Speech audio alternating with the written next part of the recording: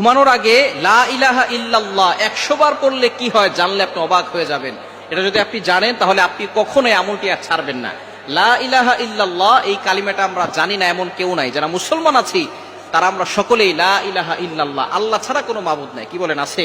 এই লা ইলাহা ইল্লাল্লাহর এতটা ফজিলত নবীজি সাল্লাল্লাহু আলাইহি ওয়াসাল্লাম জানিয়ে দিয়েছেন। এই লা ইলাহা ইল্লাল্লাহ যদি এক পাল্লায় রাখা হয়, অন্য পাল্লায় যদি এই দুনিয়া এবং দুনিয়ার ভিতরে যা কিছু আছে, আসমান জমিন চন্দ্র সূর্য সব কিছু যদি এক পাল্লায় রাখা হয়, তাহলে লা ইলাহা ইল্লাল্লাহর পাল্লাটা কয়েক কোটি গুণ বেশি ভারী হয়ে যাবে। সুতরাং লা ইলাহা ইল্লাল্লাহর ফজিলত কম না বেশি? অনেক বেশি। এই লা ইলাহা ইল্লাল্লাহর জিকির আমরা করতেই চাই না। অনেকে সকালবেলা ঈমান আনছে, আবার দুপুরবেলা তারা এমন কাজ করছে ঈমান থেকে দূরে সরে যায়, এরকম হয় কি হয় না? নবীজি সাল্লাল্লাহু আলাইহি ওয়াসাল্লাম বলে দিয়েছেন, শেষ জামানে এমন অবস্থা হবে, সকালবেলা মুমিন থাকবে, সন্ধ্যাবেলা কাফের হবে, আবার সন্ধ্যাবেলা মুমিন হবে, সকালবেলা কাফের হয়ে যাবে। এই জন্য ঈমানকে নবায়ন করার জন্য বেশি বেশি করে লা ইলাহা ইল্লাল্লাহ পড়ার দরকার আছে না নাই? লা